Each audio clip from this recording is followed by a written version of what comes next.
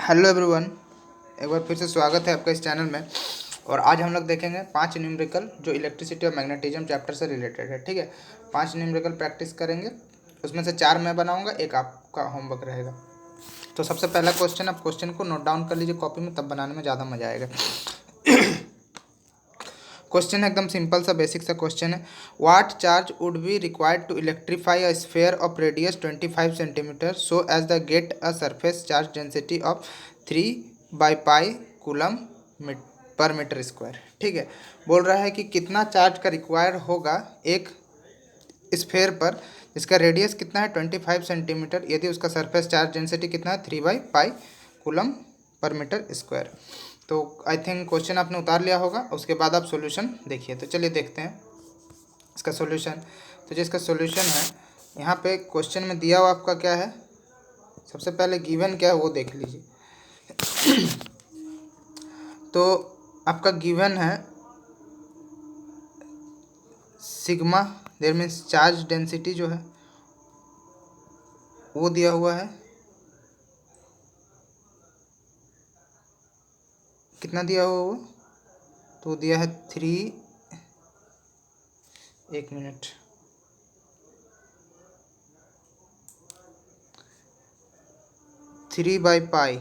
Coulomb per metre square. ठीक है, तो हम जानते हैं charge density sigma is equal to q by surface area. ठीक है, क्यू बाई सरफेस एरिया। और यहाँ पे आपको स्फेयर दिया है, तो हम इसी इक्वेशन को क्या लिख सकते हैं, surface area of a sphere क्या होता है, sigma is equal to q by 4πr²। 4πr² क्यों लिया, क्योंकि वहाँ पे क्या दिया हुआ, स्फेयर दिया हुआ, स्फेयर का सरफेस एरिया इतना होता है। तो हमें निकालना क्या क्यू, तो हम इस फर्दर इक्वेशन को आगे सॉल्व करेंगे, इस इक्वेशन को आगे सॉल्व करेंगे तो q इज इक्वल टू हमें क्या मिला, q is equal to 4πr² sigma मिल जाएगा। ये इस इधर जाके मल्टीप्लाई हो जाएगा। अब ना हम वैल्यू सिर्फ पुट कर देते हैं, तो यदि हम वैल्यू पुट करते हैं, तो क्या हो जाएगा, q is equal to 4π, q is equal to 4π को बाहर निकाल दिया, जो रेडियस दिया हुआ था वो 25 सेंटीमीटर दिया था, तो उसको हम यहीं पे मीटर में कन्वर्ट कर लेंगे। याद रखिए, न्यूमेरिकल बनाने से पहले आपको सभी को क्या करना है,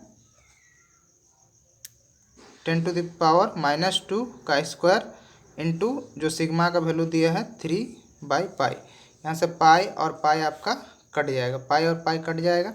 तो फर्दर हम इसको कैलकुलेट करेंगे तो हमें मिल जाएगा कितना, हमें मिल जाएगा, यहाँ मैं साइड में आंसर लिख दे रहा हूँ, हमें मिल जाएगा 0.75 कूलम। हमें कितना मिल जाएगा, 0.75 कूलम। तो आपका कितना चार्ज का रिक्वायरमेंट है, 0.75 कूलम का।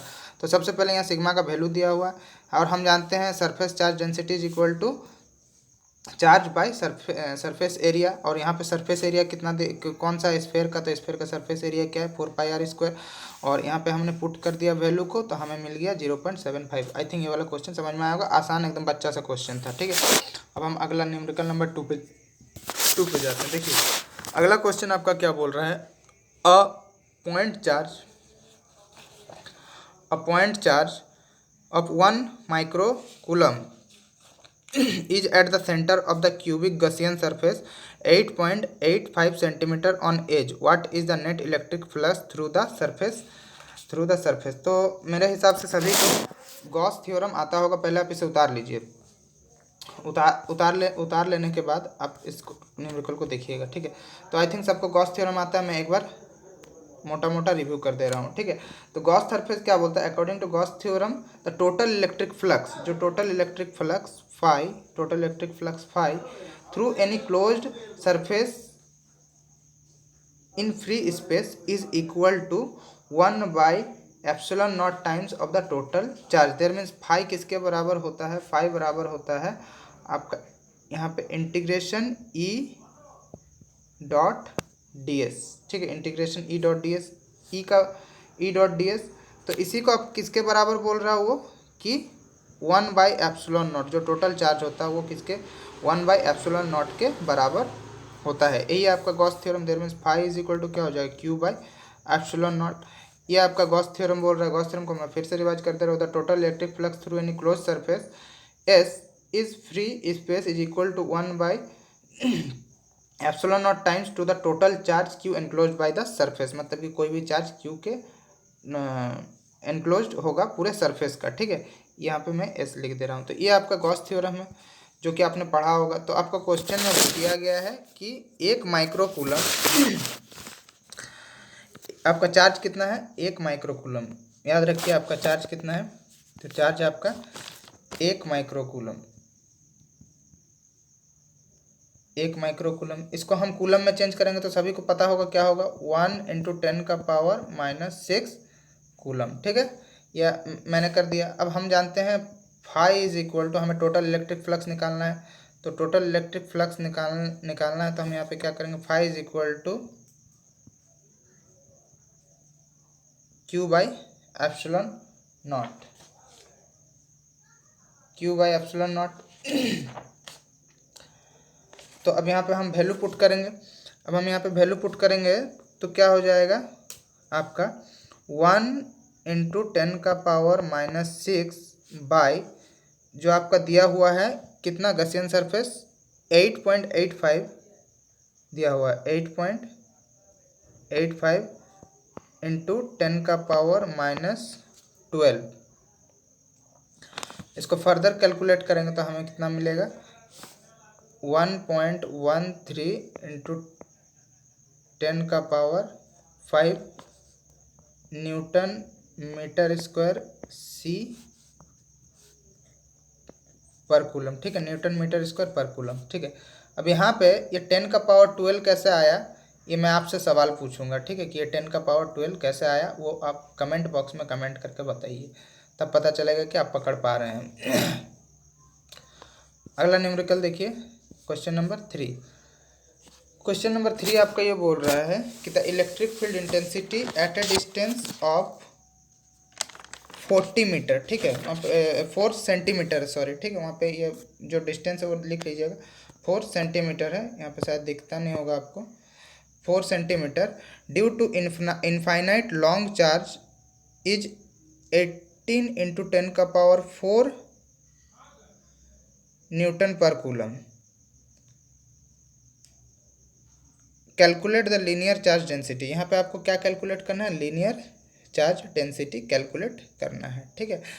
तो ये आपका जो न्यूमेरिकल है ना, ये एप्लीकेशन ऑफ गॉस थ्योरम पे होगा, ठीक है। इसको यहाँ पे जो डिस्टेंस है ये वाला, इसको आप लिखिएगा 4 सेंटीमीटर है, याद रहे, ठीक है, 4 सेंटीमीटर है। तो आइए हम देखते हैं यहाँ पे क्या क्या दिया हुआ है, पहले उस पर बात करते हैं, ठीक है। क्या क्या दिया हुआ, तो द इलेक्ट्रिक फील्ड इंटेंसिटी, तो ई का वैल्यू आपका दिया हुआ है, E is equal to 18 × 10⁻⁴ newton per coulomb, ठीक है। रेडियस आपका दिया हुआ है यहाँ पे कितना, रेडियस आपका दिया हुआ है R is equal to 4 centimetre, metre में चेंज कर लेते हैं इसको, 0.04 मीटर, ठीक है, यहाँ हो गया। अब हमको पता है कि इलेक्ट्रिक फील्ड इंटेंसिटी एक इनफाइनाइट कंडक्टर में, इनफाइनाइट लाइन में कितना होता है, तो वो होता है E is equal to, application of Gauss theorem जिन्होंने पढ़ा है उनको पता होगा, E इज इक्वल टू क्या होगा, λ/2πε0/r, ठीक है। तो यहाँ से हमें निकालना क्या है, लीनियर चार्ज डेंसिटी निकालना है, लैम्डा का वैल्यू, तो लैम्डा इज इक्वल टू क्या हो जाएगा, E × 2πε0 × r होगा। अब इसी इक्वेशन को हम ऐसा भी लिख सकते हैं, कोई दिक्कत नहीं होना चाहिए ऐसा लिखने से, lambda is equal to E/2 × 4πε0 × r, ठीक है। क्योंकि हमें एक चीज़ पता होता है, 1/4πε0 का वैल्यू हमें पता होता है, 1/4πε0 का वैल्यू कितना होता है, तो इसको हम डायरेक्ट यहाँ पे पुट कर सकते हैं, 9 × 10⁹ न्यूटन मीटर पर कूलम स्क्वायर, ठीक है, न्यूटन मीटर स्क्वायर पर कूलम स्क्वायर। ये 1/4 एप्सिलॉन नॉट का वैल्यू होता है। तो हमने क्या किया, ऊपर 2 मल्टीप्लाई किया और नीचे 2 डिवाइड कर दिया, तो फाइनली यही इक्वेशन बनेगा। इस पर कोई इफेक्ट तो नहीं पड़ेगा जो ओरिजिनल इक्वेशन में है, अगर हम 2 से डिवाइड कर देते हैं। अब हम क्या करेंगे, वैल्यू पुटिंग करेंगे। इसको उतार लेने के बाद अब हम वैल्यू पुटिंग करते हैं। तो इसको मैं कट कर दे रहा हूँ। अब हम वैल्यू पुटिंग करेंगे, तो उस इक्वेशन में यदि हम पुट करते हैं तो लैम्डा इज इक्वल टू क्या हो जाएगा, जो linear charge density 18 into 10⁴ into क्या हो जाएगा 0.04 बाई क्या है 2 इंटू 9 इंटू 10⁹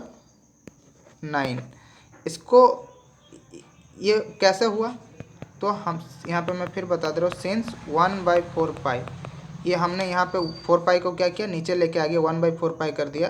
तो इसका पूरा वैल्यू क्या हमको मिल गया, 9 इंटू 10⁹ न्यूटन मीटर स्क्वायर पर कूलम स्क्वायर। तो इसको फर्दर कैलकुलेट करने से हमें मिल जाएगा 4 इंटू 10⁻⁷ कूलम पर मीटर, ठीक है। तो ये वाला भी समझ में आ गया होगा। जो आपका इससे पहले वाला न्यूमेरिकल था, तो वो ये वाला जो न्यूमेरिकल है, ये न्यूमेरिकल क्या है, तो जो ई का जो वैल्यू आया था, ई इज इक्वल टू, यहाँ पे मैं कट कर दे रहा हूँ, ये जो इलेक्ट्रिक फील्ड इंटेंसिटी है, ई इज इक्वल टू क्या था आपका, λ/2 पाई एप्सिलॉन नॉट आर।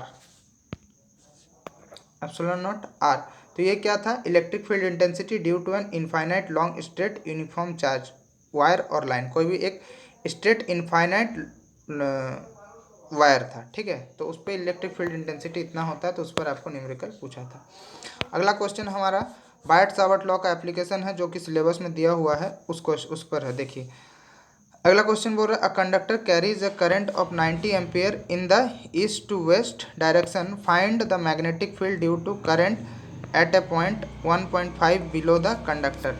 तो इसको बनाने से पहले मैं एक बार याद दिला दूं, जिनको थर्मल फिजिक्स का नोट चाहिए वो इस नंबर पर मैसेज कर सकते हैं, 9631469408, सिर्फ 99 रुपीज़ में, ठीक है। अब बहुत जल्दी हम इलेक्ट्रिसिटी का भी नोट्स लेके आएंगे, कल प्रोवाइड हो जाएगा शायद इलेक्ट्रिसिटी का नोट्स, ठीक, इलेक्ट्रिसिटी एंड मैग्नेटिज्म का।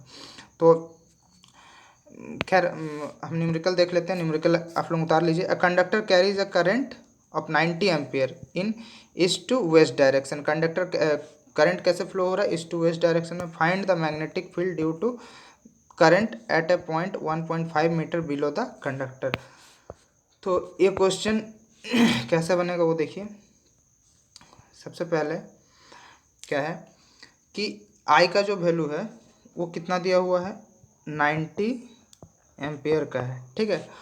और आपसे क्वेश्चन पूछा है, मतलब कि इस तरह से आपका एक कंडक्टर है और करंट इस तरह से फ्लो हो रहा है, कैसे, ईस्ट टू वेस्ट पे, और आई का वैल्यू कितना है, 90 एम्पियर।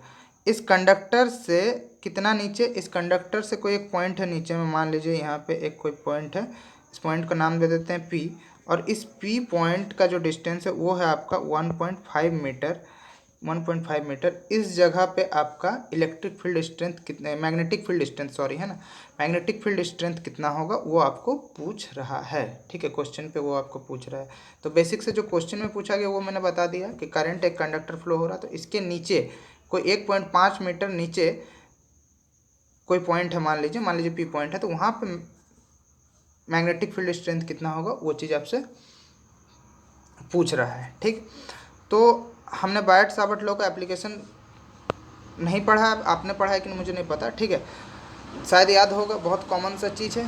तो कितना हो जाएगा, B is equal to μ/4 pi into 2I, I यहाँ पे आपका करंट है, यहाँ X, ठीक है।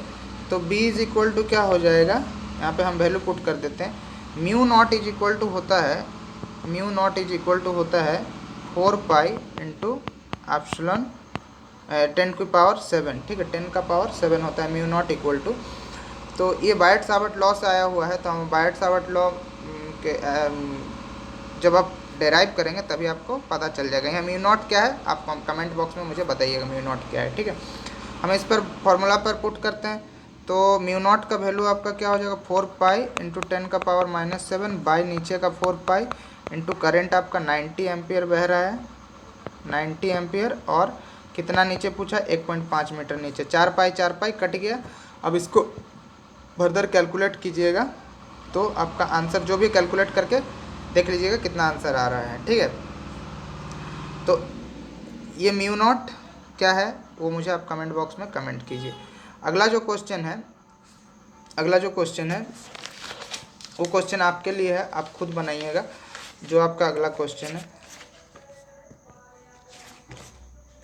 आपका अगला क्वेश्चन ये रहा। इस क्वेश्चन को नोट डाउन कर लीजिए और इसका आंसर कमेंट बॉक्स में कमेंट कीजिए कितना आंसर आया है। ठीक है,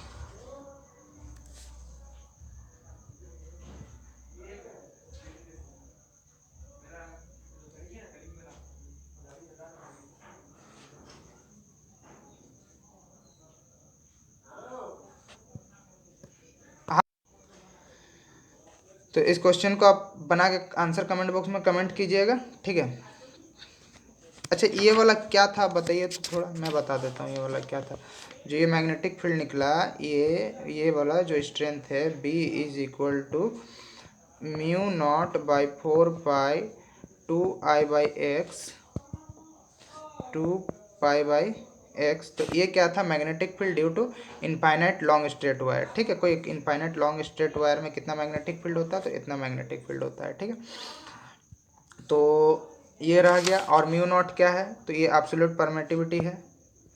मैं ही बता देता हूँ, ये म्यू नॉट आपका एब्सोल्यूट परमिटिविटी है। ठीक है, और म्यू नॉट का वैल्यू कितना होता है तो वो भी मैंने बता दिया अभी कि 4 पाई इंटू 10⁻⁻7 टेस्ला मीटर पर एम्पियर। ठीक है, ये आपका म्यू नॉट का वैल्यू होता है, इनटू होगा यहाँ पे। तो खैर इस क्वेश्चन को उतार लिए होंगे आप, मुझे लगता है आपने सभी। और जिनको नोट्स चाहिए वो थर्मल फिजिक्स का बहुत जल्दी हम अवेलेबल करा देंगे आपको, इलेक्ट्रिसिटी का, और एक ब्रीफ वीडियो भी लेकर आएंगे जल्दी पढ़ने के लिए। 9631469408 पे आप मुझे मैसेज कर सकते हैं यदि आपको नोट्स लेना है। 99 रुपीज़ सिर्फ थर्मल फिजिक्स नोट्स का दाम है, बहुत मिनिमल कॉस्ट मैंने रखा ताकि सभी बच्चे खरीद सके। 100 रुपये आप ऐसे भी उड़ा देते हैं, तो मैं तो 100 भी रुपया नहीं रखा हूँ। ठीक है, ओके, वीडियो कैसा लगा कमेंट जरूर करेंगे। Thank you for watching this video.